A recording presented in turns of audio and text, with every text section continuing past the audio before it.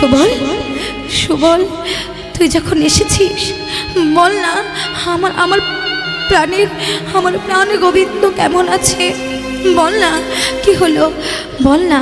বনে যখন সিংহাবাসী একসঙ্গে বেজেছিল তখন থেকে আমি ভাবতেছিলাম। সুবল বলছে রাধে এখন এত কিছু শুনবার আমার সময় নাই,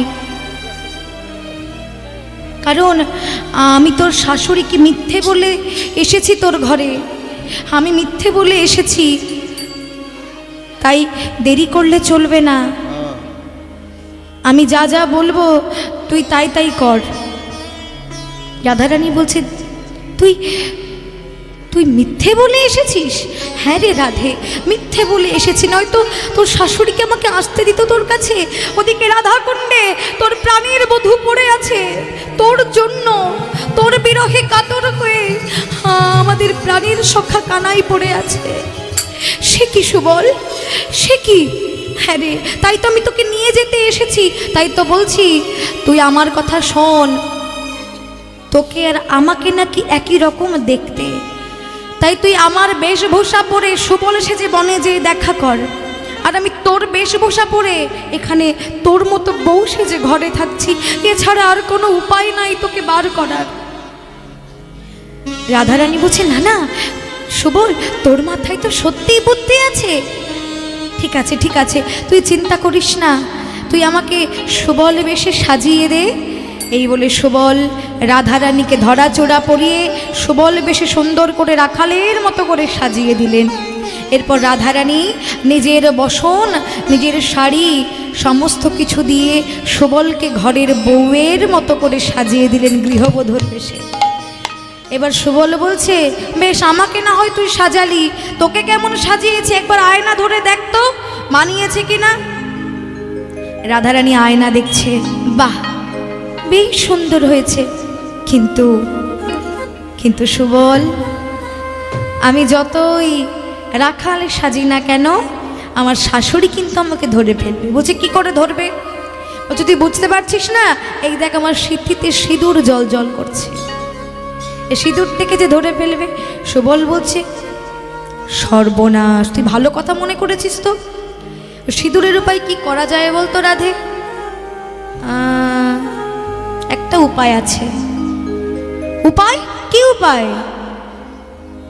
রাধে ও সিঁদুর তোকে মুছে ফেলতে হবে। রাধারানী বলছে সে কি সুবল, সিঁদুর মুছবো? সিঁদুর মুছলে যদি পতির অমঙ্গল হয়? সুবল হাসছে আর বলছে তোর যে পতি আয়ান, ও বাঁচলেই বা কি আর মরে গেলেই বা কি, আরে মুছে ফেলতো। তখন রাধারানী কপালে সিঁদুর মুছছেন, আয়না ধরে আর বলছে যা যা সিঁদুর মুছে যা, আমার পতি মঙ্গলে কি কাজ আছে, আমি যে আমার জগৎপতির দর্শনে যাব, মুছে যা সিঁদুর। রাধারানী কপালে সিঁদুর মুছলেন বটে, কিন্তু যোগ পয়োধর দেখলে তো আমার শাশুড়ি ধরে ফেলবে। একথা সুবলকে বলতেই সুবল বলছে ওই দেখ ওই দেখ, আমি যে বাছুরিটা এনেছি ওই বাছুরিটা ভালো করে বুকে ধর, তাহলে তোর যুগ পয়োধর ঢেকে যাবে, বুঝতে পেরেছিস? তবে শোন রাধে, তুই হচ্ছিস নারী আর আমি কিন্তু পুরুষ। তুই নারী হয়েও সেজেছিস পুরুষ, আর আমি পুরুষ হয়ে সেজেছি নারী। তুই ঘরের বাহির হলে তোর শাশুড়ি কিন্তু জিজ্ঞাসা করতে পারে, ও সহজে ছেড়ে দেবে না, ও কিন্তু জিজ্ঞাসা করতে পারে সুবল জল খেয়েছিস? তুই মুখে যেন খবরদার কথা বলিস না, শুধু মাথা নেড়ে ইঙ্গিতে জানাবি, অর্থাৎ হ্যাঁ খেয়েছি। রাধারানী বলছে সে আমাকে বলতে হবে না, আমি জানি, তবে সুবল তুইও খুব সাবধানে থাকিস ভাই, কারণ তুই একে পুরুষ, তাহার উপরে আমি তোকে ঘরের বউ সাজিয়ে দিলাম, শাড়ি পরিয়ে দিলাম, জীবনে তো শাড়ি তুই পরিসনি। দেখিস ওই ভয় পেয়ে ছোটাছুটি করতে দিয়ে যেন শাড়ি খুলে না যায়, তখন শাড়ি পরিয়ে দেওয়ার জন্য আমি কিন্তু থাকবো না, তখন কিন্তু শাশুড়ি ধরে ফেলবে। সুবল বলছে তুইও তোর বধূকে পেয়ে যেন ভুলে থাকিস না রাধে, তোর এই সংসার কারাগার থেকে আমায় মুক্ত করে দিস। এরপর রাধারানী বাছুরিটা বুকে নিয়ে ঘরের বাহির হলেন। যেই ঘরের বাহির হয়েছে বলতে না বলতেই জটিলা সামনেই দাঁড়িয়ে, ও সুবল জল খেয়েছিস? রাধারানী তখন মাথা নাড়ছে, অর্থাৎ হ্যাঁ খেয়েছি। যেই রাধারানী শাশুড়ির চরণে প্রণাম করেছে,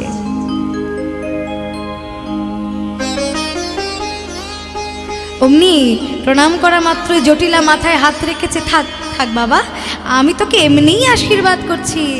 তোর জয় হোক, জয় হোক, জয় হোক, জয় হোক, তোর জয় হোক, জয় হোক, জয় হোক, জয় হোক, তুই মনে যে সখা পাবি। জয় হোক, জয় হোক, মনে যে সখা আমি এই আশীর্বাদ করি তোকে। মনে যে রাধে করি তোকে, মনে যে সখা পাবি, আশীর্বাদ করি তোকে, মনে যে সখা পাবি, আশীর্বাদ করি তোকে, মনে যে সখা পাবি। জয় হোক, জয় হোক, জয় হোক, জয় হোক। যেই জটিলা আশীর্বাদ করেছে, ওদিকে রাধারানী প্রাণ গোবিন্দকে স্মরণ করে বলছে, বধূ আমাকে দেখা দাও, কোথায় আছো প্রাণ বল্লভ, আমি তোমার কাছে যাব, বাজাও তোমার মোহনবাসী। অমনি সেই কৃষ্ণ অঙ্গগন্ধ অনুসরণ করতে করতে রাধারানী রাধাকুণ্ড তীরে পৌঁছে গেলেন। রাধাকুণ্ড তীরে যেয়ে দেখছে যে প্রাণ কৃষ্ণ রাধা নাম অঙ্কিত করে সেই ধুলায় গড়াগড়ি দিয়ে রাধে রাধে বলতে বলতে কাঁদছে। এই দৃশ্য দেখে রাধারানী যেই ছুটে গিয়ে বধূ বলে ডাকতে যাবে, ওদিকে গোবিন্দও জেগে উঠেছে। জেগে উঠে দেখছে সুবল ফিরে এসেছে।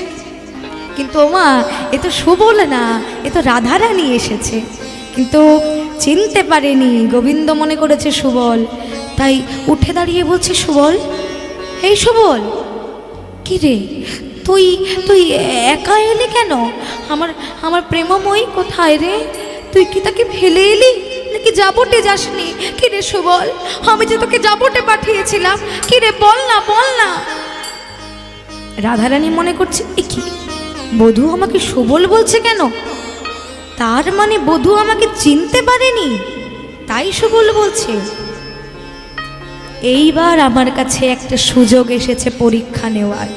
সুযোগ তো হয় না, এই একটা সুযোগ পেয়েছি আমি পরীক্ষা নেওয়ার। কি পরীক্ষা? ভালোবাসার পরীক্ষা। বধূ আমাকে বেশি ভালোবাসে না চন্দ্রাবলীকে বেশি ভালোবাসে, আমি তার পরীক্ষা নেব। সব সময় যে বলে তুমি আমার কাছে সব থেকে বেশি আপন, তুমি আমার একমাত্র ভালোবাসার মানুষ, তাই এই কথা কেমন সত্য আমি দেখতে চাই পরীক্ষা করে। তাই বলছে, আর কি করব কানাই, আর বলিস না, আমি তো যাবটে গিয়েছিলাম, এত কষ্ট করে যাবটে যে ও কি হলো জানিস? কি হলো? রাধারানী তার স্বামীকে নিয়ে এত ব্যস্ত যে আমার কোনো কথায় কর্ণপাত করলো না, আর আমাকে তাড়িয়ে দিল জানিস। গোবিন্দ বলছে, তুই এসব কি বলছিস? রাধা এলো না? না, সে তার স্বামীকে নিয়ে ব্যস্ত আছে, তুই ছাড় তো, তোরও তো অনেক ভালোবাসার মানুষ আছে। রাধা আসেনি তো কি হয়েছে? তাই আমি কি করেছি জানিস? ভাবিয়া গেলাম আমি চন্দ্রার ভবনে, ভাবিয়া গেলাম আমি চন্দ্রার ভবনে, চন্দ্রারে কহিলাম আমি সব বিবরণে, আর চন্দ্রারে কহিলাম আমি সব বিবরণে। ভাবিয়া গেলাম আমি চন্দ্রার ভবনে, তোর কথা ভেবে, রাধা যখন এলো না, তোর কথা ভেবে আমি চন্দ্রাবলীর কাছে গেলাম।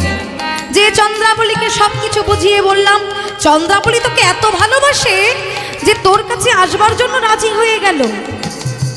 শুধুমাত্র তোর অনুমতি নিতে এসেছি, আজ্ঞা হলে আনতে পারি সেও তো প্রেয়সী, আজ্ঞা হলে আনতে পারি সেও তো প্রেয়সী, আজ্ঞা করো আনি গিয়ে ওহে কালো শশী। আরে আজ্ঞা করো আনি গিয়ে ওহে কালো শশী। কানাই, যদি তুই বলিস তাহলে চন্দ্রাবলীকে নিয়ে আসি। তখন গোবিন্দ বলছে, সুবল, তোকে একটা কথা বলবো, কারো যদি জল পিপাসা লাগে, তারে যদি আগুন দেওয়া যায়, তার কি পিপাসার নিবারণ হয়? নিশ্চয়ই হয় না। আর দুধের স্বাদ কোনোদিন ঘোলে মেটানো যায় না। তুই আমার রাধাকে পেলি না, আমি যাকে এত ভালোবাসি, প্রাণাপেক্ষাও বেশি ভালোবাসি, সে যখন এলো না, চন্দ্রাবলীকে এনে তোর কি লাভ হবে? আমি তো তাকে চাইনি, অতএব তাকে এনেও তোর কোনো লাভ নেই। তার থেকে আমি বরং এক কাজ করি, এই প্রাণ আমি আর রাখবো না। আমার রাধা যখন এলো না, তখন এই প্রাণ রেখে আমি কি করব? আমি ওই রাধা কুণ্ডে ঝাঁপ দিব, তেজিব পরানো। ওই রাধা কুণ্ডে ঝাঁপ দিব, তেজিব পরানো। আর বদনে বলিব হাম শ্রী রাধার নাম। আর বদনে বলিব হাম শ্রী রাধার নাম। এত বলি রাধা কুণ্ডের জলে ঝাঁপ দিল, এত বলি রাধা কুণ্ডে জলে ঝাঁপ দিল। এত বলে রাধা কুণ্ডের জলে ঝাঁপ দিল।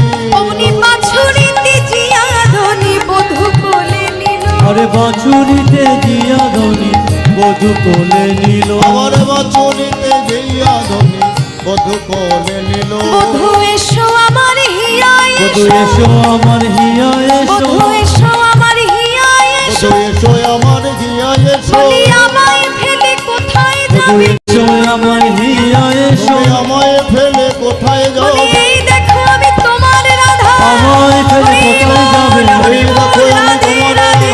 আমায় ফেলে কোথায় যাবে? এসো আমার হিয়া এসো। এসো আমার হিয়া আরে এসো। বাছুরিতে এই আধনি বধূ কোলে নিল।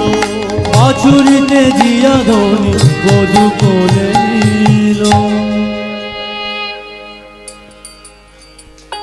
হ্যালো, জয় নিতাই। কীর্তনিয়ার গানে মুগ্ধ হয়ে মাধব প্রধান নকিবসান 50টি টাকা পুরস্কৃত করিল। সুপ্রিয়া পড়িয়া শিমুলিয়া 100টি টাকা পুরস্কৃত করিল। লক্ষণ পড়িয়া শিমুলিয়া 20টি টাকা পুরস্কৃত করিল। সায়ন মাঝি নকিবসান 50টি টাকা পুরস্কৃত করিল। নিমাই মাইতি নকিবসান 50টি টাকা পুরস্কৃত করিল। চিরঞ্জিত মাইতি নকিবসান 50 টাকা পুরস্কৃত করিল। সেবাইত ছবি পড়িয়া নকিবসান 20টি টাকা পুরস্কৃত করিল। কীর্তনিয়ার গানে মুগ্ধ হয়ে কুমারী অংশী প্রধান নকিবসান 50টি টাকা পুরস্কৃত করিল। কীর্তনিয়ার গানে মুগ্ধ হইয়া প্রতিমা সামন্ত নকিবসান 100টি টাকা পুরস্কৃত করিল। এবং যে ছোট্ট বায়েন যিনি খোল বাজাচ্ছেন, তার বায়েনে মুগ্ধ হয়ে সৌদামিনী মাইতি নকিবসান হরি হরি 100টি টাকা পুরস্কৃত করিল। হরি বল, হরি বল। যারা যারা আমাকে দান করলেন, ভগবানের কাছে প্রার্থনা করি ওনাদের মনোবাসনা যেন পূর্ণ হয়, আমার গোবিন্দ যেন মনোবাসনা পূর্ণ করে। জয় নিতাই, জয় গৌর। তা এমন সময় রাধারানী যেই না গোবিন্দ রাধাকুণ্ড তীরে ঝাঁপ দিয়ে পড়েছে, তখন রাধারানী বাছুরি ত্যাগ করে দিয়ে কৃষ্ণকে কোলে তুলে নিলে আর বলছে, বধূ কোথায় যাচ্ছ? তুমি আমাকে ফেলে কোথায় যাচ্ছ? তুমি আমাকে চিনতে পারোনি? আমি তোমার রাধা, এসেছি তোমার কাছে। তখন গোবিন্দ আমার রাধারানীকে দেখে বড় আনন্দিত হলেন। রাধে, তুমি এসেছো আমার কাছে? হ্যাঁ বধূ, আমি এসেছি।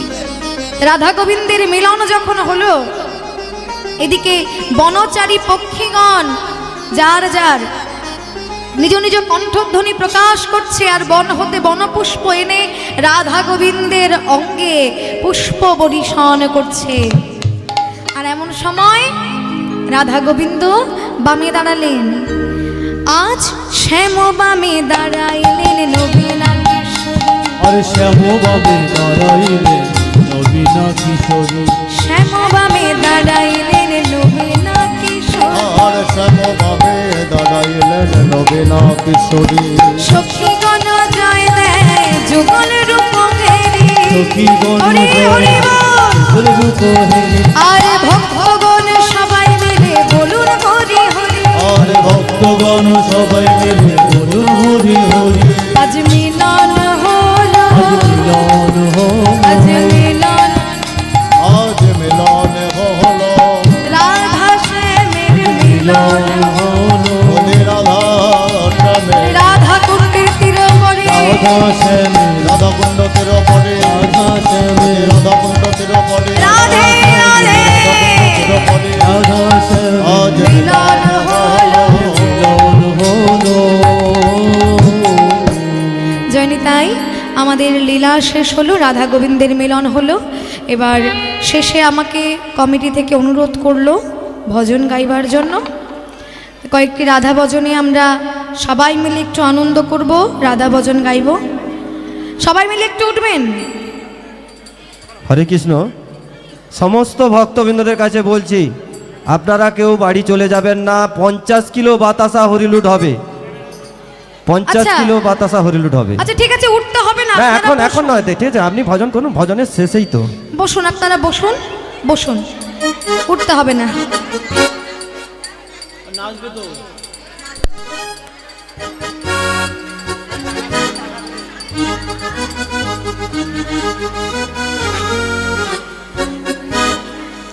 সবাই মিলে যারা বসে আছেন তারাও তাল দেবেন, যারা দাঁড়িয়ে আছেন তারাও আমার সঙ্গে তালে তালে নৃত্য করবেন।